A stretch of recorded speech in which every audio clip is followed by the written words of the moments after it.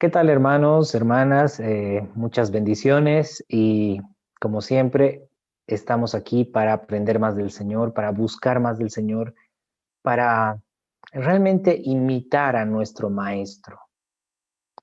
Pues bien, el día de hoy tenemos la continuación del Evangelio de Lucas con el capítulo 21. Hermanos, recordemos que todo lo que ha estado hablando el Señor en estos últimos capítulos eh, tenía mucho que ver con las riquezas, tenía mucho que ver con los fariseos que les gustaba ostentar, ¿sí? Y bueno, la continuación, el capítulo 21, también empieza hablándonos algo al respecto. ¿Sí? El Señor Jesús hablaba muchas veces respecto a no amar las riquezas perecederas, no amar el dinero, no ostentar riquezas, ¿verdad? Entonces, ¿qué nos dice el versículo 1 del capítulo 21 de Lucas? Nos dice, levantando los ojos, vio a los ricos que echaban sus ofrendas en el arca de las ofrendas. Vio también a una viuda muy pobre que echaba allí 2 blancas. Y dijo, en verdad os digo que esta viuda pobre echó más que todos, porque todos aquellos echaron para las ofrendas de Dios de lo que les sobra, mas esta de su pobreza echó todo el sustento que tenía. Bien, aquí hay algo muy importante que debemos aprender, hermanos. Eh, Era el momento en el que el Señor Jesús estaba viendo a todas las personas que estaban echando ofrendas al arca de las ofrendas, ¿verdad? Una especie de caja, ¿no? Entonces venían los ricos y echaban mucho, los ricos echaban mucho, pero no lo daban todo. Ellos daban solamente lo que les sobra, ¿sí? Puedo vivir con esto y lo que me sobra lo puedo dar al arca de las ofrendas. Pero la viuda pobre echó todo lo que tenía. Eran 2 blancas, ¿no? Era un equivalente, vamos a poner el equivalente aproximadamente unos 40 centavos de dólar, ¿no? Una cosa que va por ahí. Mientras que los ricos, bueno, probablemente, vamos a decir, echaban, no sé, $5,000, ¿no? Pues bastante dinero, pero es que ellos eran ricos. Pero ¿de quién se complació el Señor? Pues de aquella viuda pobre que lo dio todo. Hermanos, no es lo importante la cantidad que nosotros vayamos a dar. Lo importante es que estemos completamente entregados a Dios, ¿sí? Así como la viuda pobre realmente lo dio todo, dio el 100%. A veces uno en este tiempo se pelea, ¿no? Como que es que hay que dar el 10%, pero es que no puede ser menos que el 10%, es que tiene que ser no sé qué. El Señor Jesús se complace cuando alguien da el 100%. Y bueno, alguno dirá, ay, pero es que si yo doy el 100%, entonces, ¿cómo voy a vivir? ¿No? ¿Cómo voy a comer? Hermanos, del Señor es todo. Del Señor es todo, el universo. ¿Se imagina que su hijito, alguien que tenga su hijito, ¿verdad? Viene y le da a usted todos sus ahorros. Usted no le va a dar todo lo necesario a su hijito, es más, le va a hacer regalos, ¿verdad? Porque su hijito depende de usted.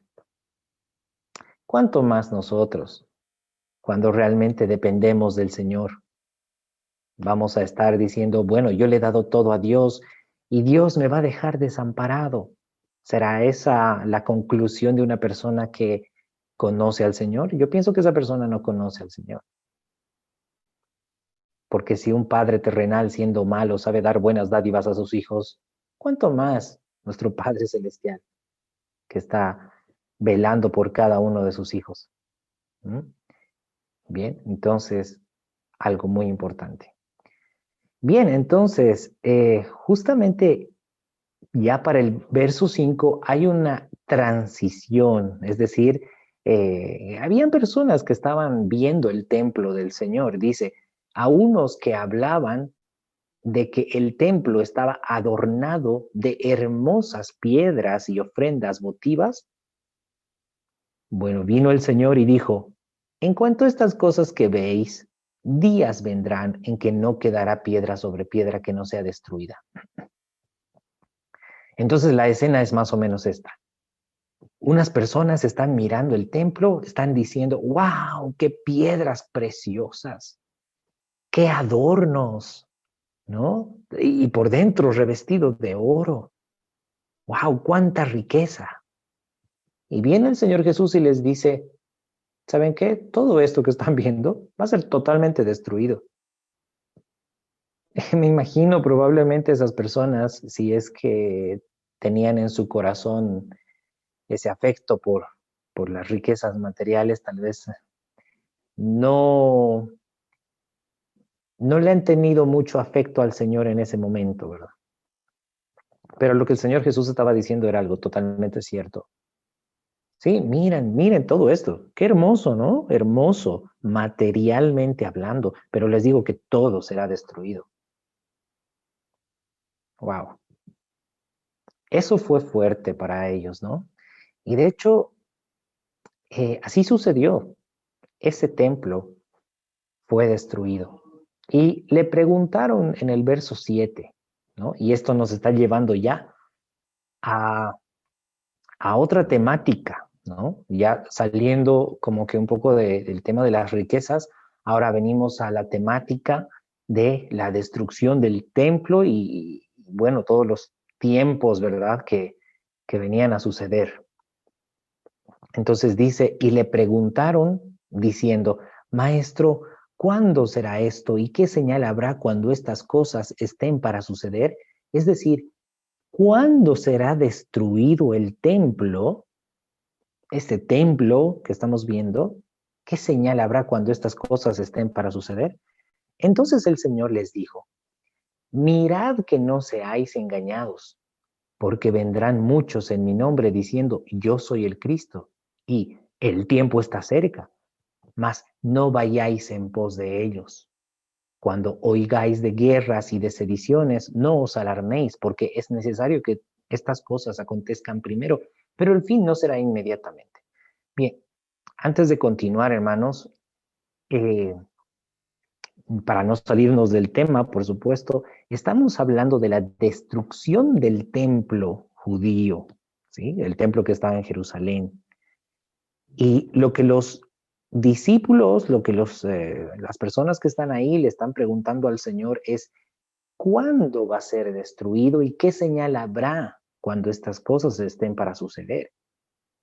Hermanos, este templo ha sido destruido por el año 70 después de Cristo, aproximadamente unos 35 años después de que el Señor Jesús subió a los cielos, ¿verdad? Bueno, la fecha exacta, eh, vamos a decir que puede ser un poco movible, es una fecha aproximada, ¿no? Pero resulta que todo lo que nos va a describir el Señor Jesús en este momento, en estos versículos, pues realmente sucedió en cuanto a lo físico, ¿sí? En cuanto al templo físico del Señor Jesús, templo físico judío, ¿no? Entonces, nos dice, cuando oigáis de guerras y de sediciones, no os alarméis, porque es necesario que estas cosas acontezcan primero, pero el fin no será inmediatamente. Entonces les dijo, se levantará nación contra nación y reino contra reino. Habrán grandes terremotos y en diferentes lugares hambres y pestilencias y habrá terror y grandes señales del cielo. Pero antes de todas estas cosas os echarán mano y os perseguirán y os entregarán a las sinagogas y a las cárceles y seréis llevados ante reyes y ante gobernadores por causa de mi nombre, y esto os será ocasión para dar testimonio. Proponed en vuestros corazones no pensar antes cómo habéis de responder en vuestra defensa, porque yo os daré palabra y sabiduría, la cual no podrán resistir ni contradecir todos los que se opongan. Mas seréis entregados aún por vuestros padres y hermanos y parientes y amigos, y matarán a algunos de vosotros, y seréis aborrecidos de todos por causa de mi nombre, pero ni un cabello de vuestra cabeza perecerá, con vuestra paciencia ganaréis vuestras almas. Pero cuando viereis a Jerusalén rodeada de ejércitos, sabed entonces que su destrucción ha llegado. Bien, vamos a ver hasta aquí. Entonces, vamos a ver un poquito de historia el día de hoy. Lo vamos a hacer algo resumido, ¿verdad? Para que vayamos directo al punto. Bueno, resulta que la iglesia del Señor pues estaba creciendo ahí en Jerusalén, pero llegó un momento, estamos hablando por el año 66, 67 después de Cristo, y empiezan unas revueltas ahí en Jerusalén, principalmente pues por el tema del dominio de los romanos sobre Judea, ¿no? Entonces, bueno, hay muchos desacuerdos y empiezan las tensiones, ¿verdad? Porque ahí teníamos principalmente los grupos de los nacionalistas, que también se llaman celotes, y ellos estaban también causando sediciones, como nos dice aquí, sediciones. Entonces, llega un momento en el que el emperador Vespasiano, era el emperador Vespasiano, el que estaba ya atacando toda Jerusalén, él empieza a ser el emperador de Roma, ¿sí? Y ya había esa tensión, ¿verdad? Siendo Vespasiano el emperador, y puso a Tito, su hijo Tito, para que encabece a los ejércitos y vayan a atacar a Jerusalén. Entonces, en ese momento, los ejércitos de Roma, los ejércitos de Tito, estaban ya rodeando Jerusalén, ¿sí? Estaban rodeando Jerusalén. Entonces los judíos trataban de defenderse, ¿sí? Trataban de defenderse, cerraron las puertas. En ese tiempo Jerusalén tenía muros, ¿no? Para ser exactos, tenía como 3 muros, ¿sí? Y, y los judíos estaban ahí dentro de la ciudad, y la ciudad estaba cerrada.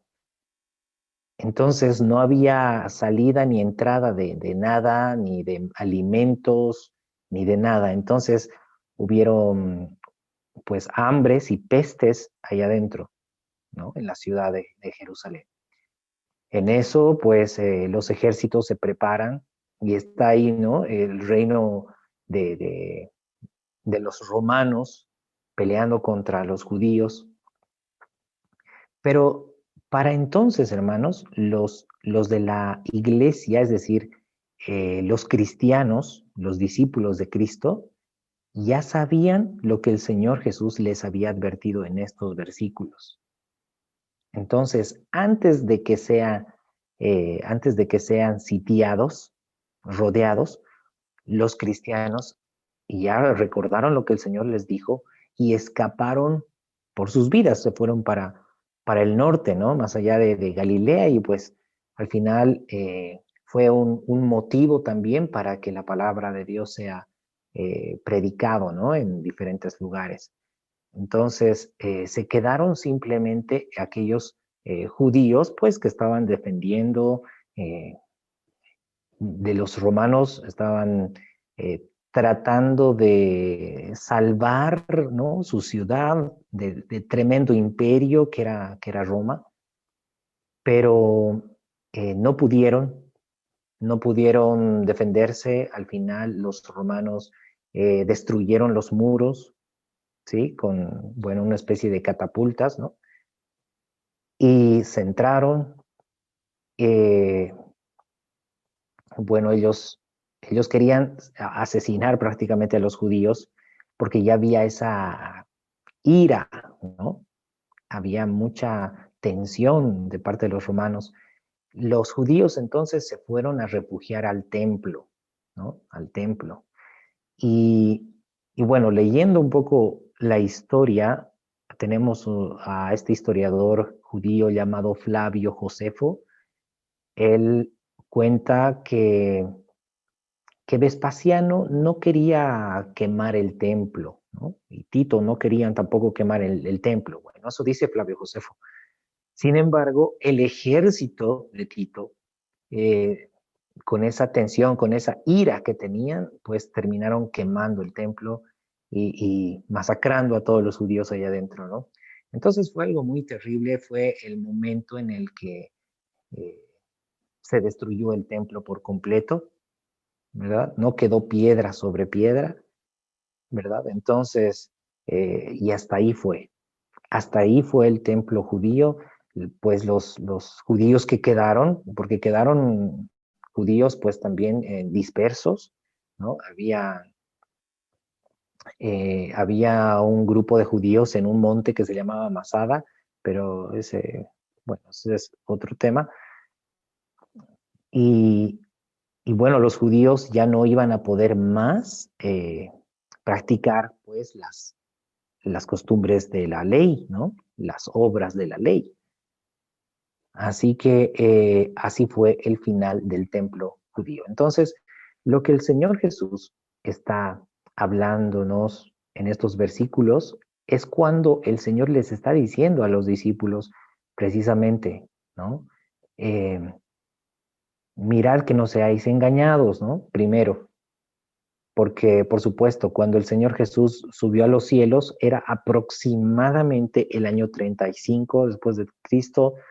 Bueno, algunos dicen el año 33, tenemos un error de más o menos 3 o 4 años, ¿no? El Señor Jesús no ha nacido el año 0, ha nacido entre el año 5 antes de Cristo o 7 antes de Cristo, entonces, pero aproximadamente el año 35, ¿verdad? El Señor Jesús subió a los cielos y la iglesia, bueno, estaba creciendo todos esos años, pero la iglesia ya estaba advertida, ¿no? De que iban a venir muchos en su nombre diciendo, yo soy el Cristo, yo soy el ungido, ¿no? Y el tiempo está cerca, pero no vayáis en pos de ellos. Y cuando oigáis de guerras y de sediciones, no os alarméis, les decía a sus discípulos, porque es necesario que todas estas cosas acontezcan primero, pero el fin no será inmediatamente. Entonces les dijo, se levantará nación contra nación y reino contra reino. Ahí está, ¿no? Habrán grandes terremotos, en diferentes lugares hambres y pestilencias, y habrá terror y grandes señales del cielo. Por cierto, Jerusalén no fue la única ciudad que fue sitiada, ¿no? Hubieron varias ciudades en Israel y en Samaria, al norte también, que fueron sitiadas, ¿no? Entonces hubieron hambres, habían realmente hambres terribles, personas como el sumo sacerdote, eh, estaban prácticamente escarbando de la basura porque no había que comer, ¿verdad? Algunos incluso, bueno, cuentan que se querían comer a sus hijos, ¿no? Comían estiércol de paloma, el excremento de paloma. Entonces, un tiempo muy difícil. Y por ende también, pues, pestilencias, ¿no? Enfermedades de todo tipo. Entonces dice, y habrá terror y grandes señales en el cielo, pero antes de todas estas cosas, les dice el Señor Jesús a sus discípulos, dice, antes de todo esto, os echarán mano y os perseguirán y os entregarán a las sinagogas y a las cárceles y seréis llevados ante reyes y ante gobernadores por causa de mi nombre. Y esto os será ocasión para dar testimonio. Proponed en vuestros corazones no pensar antes cómo habéis de responder en vuestra defensa, porque yo os daré palabra y sabiduría, la cual no podrán resistir ni contradecir todos los que se opongan. Bueno, Eso es lo que sucedía, ¿verdad? Los judíos, principalmente los principales, los sacerdotes, pues estaban persiguiendo a la iglesia del Señor, los mataban desde el apedreamiento de Esteban, ¿verdad? Y bueno, mataron a muchísimos cristianos. Conocemos también el caso de Santiago, que fue asesinado con espada, ¿verdad? Entonces, eh, había persecución, porque eso es lo que el Señor Jesús nos había anunciado siempre, que sus discípulos padecerían persecución, ¿verdad? Entonces, el Señor mismo, dice, el Señor mismo iba a poner las palabras en ellos para que ellos respondan, ¿no? A aquellos que los pues persiguieran, ¿no? Y, y por supuesto, ¿cómo es que iba el Señor Jesús a darles palabra? Es a través del Espíritu Santo. Porque el Señor Jesús, después de que Él subió a los cielos, el Señor Jesús volvió, pero ya no en cuerpo, ¿verdad? Sino volvió en el Espíritu Santo. Y volvió a sus discípulos. Vino a sus discípulos. Por eso el Señor dice que todavía un poco y el mundo ya no me verá más, pero vosotros me veréis.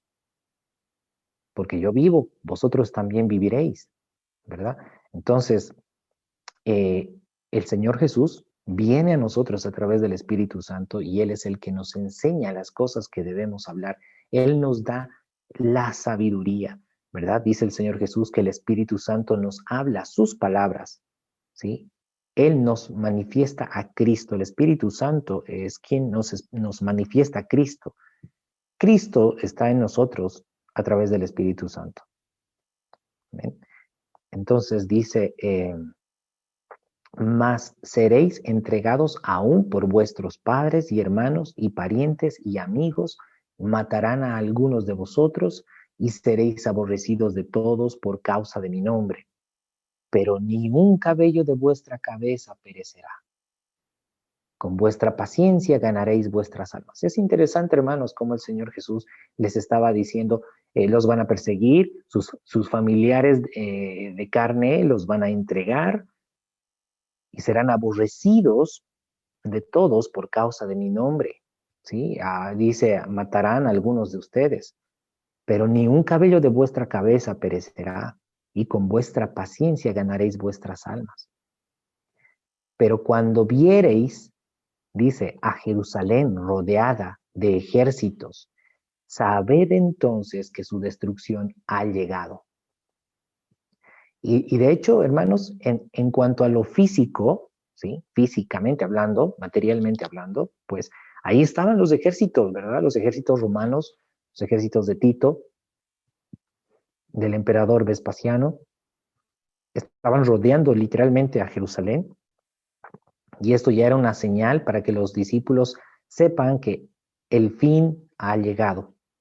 Entonces, la pregunta de cuándo será destruido el templo estaba siendo respondida. ¿Sí? Cuando viereis a Jerusalén rodeadas de ejércitos, sabed entonces que su destrucción ha llegado. Entonces los que estén en Judea huyan a los montes, y los que están en medio de ella, váyanse, y los que estén en los campos, no entren en ella. Porque estos son días de retribución, para que se cumplan todas las cosas que están escritas. En ese momento los discípulos de Cristo, ya eso era la última oportunidad para correr, para escapar, ¿verdad? Vayan, ¿no? Espárzanse, esparzan la palabra de Dios, ¿sí? No vuelvan a Jerusalén. Entonces dice, estos son días de retribución para que se cumplan todas las cosas que están escritas, mas hay de las que estén encintas y de las que críen en aquellos días, porque habrá gran calamidad en la tierra e ira sobre este pueblo. Sí, ahí vino la ira de Dios sobre aquellos judíos que no reconocieron a Cristo como Mesías. Y aquí hay algo muy importante, hermanos, que realmente hubo una división, hubo una división entre los judíos que no creían que Jesús es el Mesías se quedaron a pelear, ¿sí? Y los judíos que eran discípulos de Cristo y le creyeron a Cristo, no se quedaron a pelear, ¿verdad? Los discípulos de Cristo no tienen por qué pelear contra carne y sangre. Ellos se fueron, ¿no? Y ellos fueron, pues, resguardados, ¿no? Más bien con esa misión de predicar la palabra de Dios. Ahí está. Entonces, dice en el verso 24, y caerán a filo de espada y serán llevados cautivos a todas las naciones, y Jerusalén será hollada por los gentiles hasta que los tiempos de los gentiles se cumplan. Bien, entonces todo este relato, amados hermanos, es algo que históricamente ha sucedido, tal como el Señor lo predijo. ¿Sí? Por supuesto, esto tiene también una representación espiritual, ¿sí? También los discípulos de este tiempo son perseguidos, son aborrecidos, son vituperados. Cuando el Señor Jesús dice, os llevarán ante los reyes y ante los gobernadores, no es precisamente para que les pongan una medalla, ¿verdad? O para que los pongan en una posición de autoridad, no. Es para perseguirlos, es para encarcelarlos, ¿sí? Porque hay aborrecimiento del mundo hacia los discípulos de Cristo. Entonces, todo esto tiene una representación espiritual. Pero por supuesto, como sabemos, en cuanto a la historia, lo que sucedió, realmente sucedió así. Algo muy interesante, hermanos, es que nos dice que desde ese momento, desde que Jerusalén estuvo rodeada por los ejércitos, pues fue destruido el templo de Jerusalén y dice que Jerusalén desde ese momento sería hollada por los gentiles hasta que los tiempos de los gentiles se cumplan. Si lo quieres saber, hermano, estos son los tiempos y medio tiempo. Bien, pero ¿qué le parece si nos damos una vueltita por el libro de Apocalipsis? ¿Sí? De hecho, nos menciona claramente. Y vamos a ver un poquito de los dos testigos, dice Apocalipsis 11, verso 1. Entonces me fue dada una caña una caña semejante a una vara de medir, y se me dijo, levántate y mide el templo de Dios y el altar y a los que adoran en él. Pero el patio que está fuera, dice la traducción en español, pero el patio que está fuera, está hablando de lo externo, de lo visible a los ojos. Déjalo aparte, no lo midas porque ha sido entregado a los gentiles. Ellos hollarán la ciudad santa 42 meses. Y daré a mis dos testigos que profeticen por 1260 días vestidos de cilicio. Estos testigos son los dos olivos y los dos candeleros que están en pie delante del Dios de la tierra. Si lo quieres saber, hermano, el candelero de oro con las 7 velas son las 7 iglesias, ¿verdad? Estas 7 iglesias reciben aceite. Actualmente están recibiendo aceite de los dos olivos, es decir, de los dos testigos. En otras palabras, los dos testigos están actuando en este preciso momento, pero no todos los pueden ver, ¿verdad? Ahora vamos entendiendo. Bueno, no voy a continuar con Apocalipsis porque nos vamos a salir un poco del tema de Lucas capítulo 21, pero actualmente, le diré, hermano, actualmente Jerusalén está siendo hollada por los gentiles todavía. Todavía es el tiempo de los gentiles. ¿sí?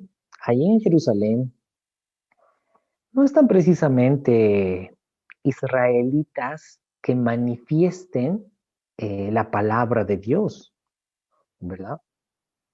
No hay israelitas precisamente que estén queriendo ser ese pueblo antiguo que debía caminar en la palabra del Señor, amando a Dios, ¿no? Ahora pues Israel quiere parecerse a las demás naciones, ¿verdad? Aprobando leyes incluso eh, bastante pecaminosas, por no decir otra cosa, ¿verdad? Entonces, todavía es el tiempo de los gentiles, todavía está siendo hollada Jerusalén, la Jerusalén física. Y esto es hasta que el tiempo de los gentiles se cumpla. Ahora, hermano, ¿verdad que hay mucha teoría escatológica que no está muy coherente, que digamos? Pero bueno, en algún momento vamos a estudiar también respecto a la profecía bíblica. Pero eh, aquí el Señor nos está hablando muy claramente, ¿verdad? Después de toda esta, pues de toda esta revuelta y todo este ataque de la destrucción del templo, bueno, Jerusalén sería hollada por los gentiles hasta que los tiempos se cumplan, los tiempos de los gentiles. Y ya sabemos cuánto es. Pero hermano, cuando decimos 42 meses, ¿verdad? 1260 días, estamos hablando en un idioma espiritual también, no estamos hablando en un idioma de hombres. Pero bien, ese es tema para otro video, ¿no? Bien, dice entonces el verso 25. Entonces habrá señales en el sol, en la luna y en las estrellas y en la tierra, angustia de las gentes confundidas a causa del bramido del mar y de las olas. Hermanos, con esto está profetizando el Señor Jesús que iban a haber muchos momentos en los que la gente iba a estar clamando, ¿sí? Gente confundida, y dice gentes confundidas, ¿no? ¿Por qué dice gentes en plural? Porque está hablando de varias naciones, de muchas naciones, de muchas razas y tribus y lenguas, ¿verdad? Entonces, todos ellos, pues confundidos a causa del bramido del mar y de las olas, desfalleciendo los hombres por el temor y la expectación de las cosas que sobrevendrán en la tierra, porque las potencias de los cielos serán conmovidas. Bien, entonces verán al Hijo del Hombre, que vendrá en una nube con poder y gran gloria. Una vez más, hermanos, vamos a tocar esta escena que físicamente también se va a ver llegando a la tierra, ¿verdad? Una luz brillante que cada vez que se acerca más a la tierra se hace más brillante y aún más brillante que el sol, de tal manera que no habrá noche, ¿no?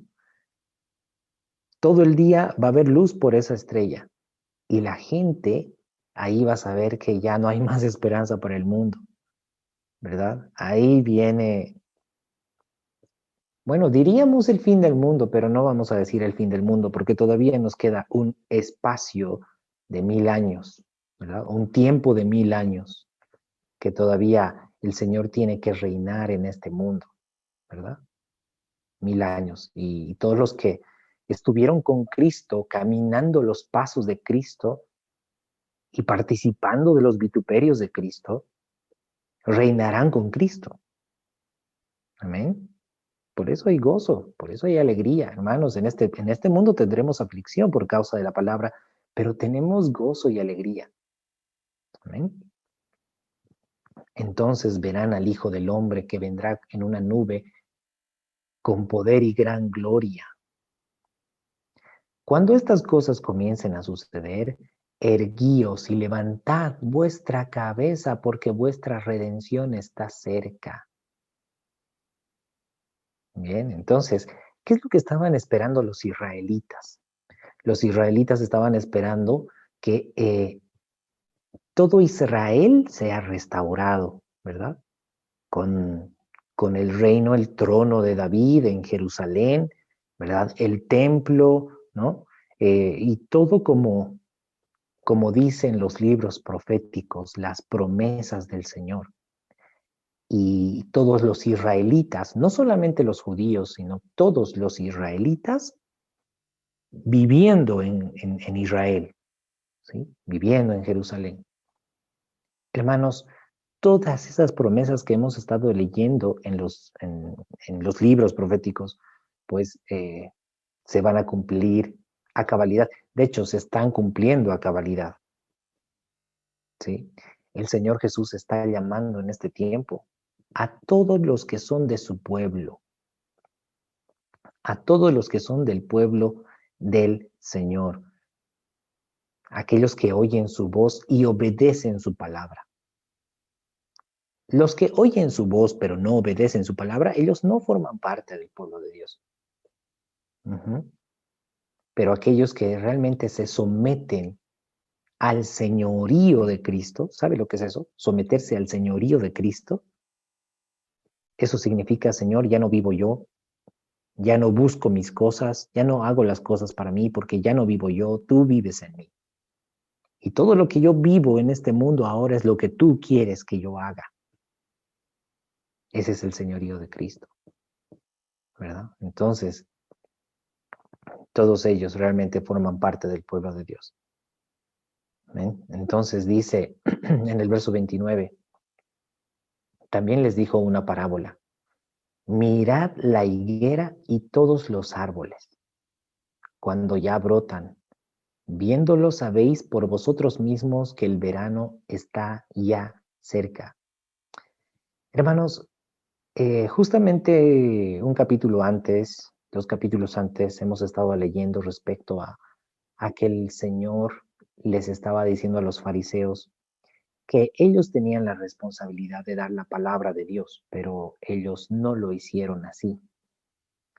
No dieron el fruto que esperaba el Señor. En un momento la higuera estaba verde, pero cuando el Señor Jesús tuvo hambre y quiso comer el fruto de la higuera, no encontró fruto en él. Entonces dijo el Señor Jesús, nunca jamás nadie coma de ti fruto. Y la higuera se secó totalmente.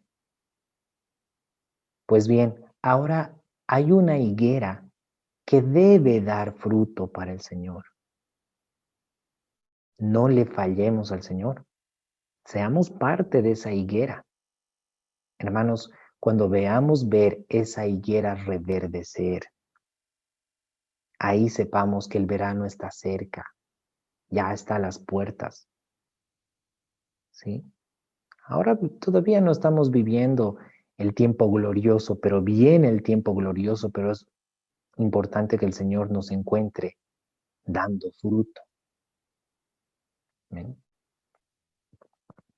Así también cuando vosotros, cuando veáis que suceden estas cosas, sabed que está cerca el reino de Dios. De cierto os digo que no pasará esta generación hasta que todo esto acontezca. Hermanos, cuando el Señor está diciendo esta generación, y de hecho con esta palabra muchas personas se complican, ¿verdad? Pero está hablando de esta genética, estos genes de pecado, esta perversa generación, este siglo, ¿verdad? Este tiempo de hombres carnales, ¿verdad? Os digo que no pasará esta generación hasta que todo esto acontezca. El cielo y la tierra pasarán, pero mis palabras no pasarán. Mirad también por vosotros mismos que vuestros corazones no se carguen de glotonería y embriaguez y de los afanes de esta vida y venga de repente sobre vosotros aquel día. Amados hermanos, el día del Señor nos va a llegar a todos sin excepción. A veces uno dice, ¿no? Ay, ya va a venir el fin del mundo, sí, esta es la generación que va a ver la gloria de Dios, que va a venir a Cristo, venir. Amados hermanos, todas las generaciones van a ver venir a Cristo. Toda rodilla se doblará ante Él. Todos tienen un fin del mundo, ¿sí? Si se quiere así. Todos van a vivir un día final. No sea que nos encuentre ese día final y nosotros estemos en afanes de esta vida, en glotonería y embriaguez, ¿verdad? Amados hermanos, dejemos los afanes de este mundo, dejemos esos afanes para cosas terrenales y empecemos a trabajar para el reino de Dios. Seamos esas vírgenes prudentes, ¿verdad? Que llenan su vasija de aceite. Ahora es cuando estamos vendiendo el aceite. Sí, llene su vasija de aceite. Esté preparada, esté lista para cuando venga el novio. ¿Sí? El libro de Isaías dice, vengan, compren sin dinero. Sin dinero. Pero tiene que haber una transacción, hermanos. Esa transacción se hace con la vida suya. Usted entrega su vida a Cristo completamente, entonces va a poder tener su vasija llena de aceite. ¿Amén? Bien. Y dice, mirad también por vosotros mismos que vuestros corazones no se carguen de glotonería y embriaguez y de los afanes de esta vida, y venga de repente sobre vosotros aquel día, porque como un lazo vendrá sobre todos los que habitan sobre la faz de la tierra, de toda la tierra. Y dice, como un lazo vendrá sobre todos los que habitan sobre la faz de toda la tierra. El Señor vendrá así, para todos, para todos. Hermanos, todos van a dejar este mundo, ¿verdad? Todos van a dejar de vivir este mundo, pero algunos van a dejar de vivir este mundo cuando este cuerpo de carne se desvanezca, ¿sí? Deje de funcionar. Pero algunos van a dejar de vivir este mundo por Cristo. Aunque este cuerpo va a seguir funcionando, pero va a ser para Cristo.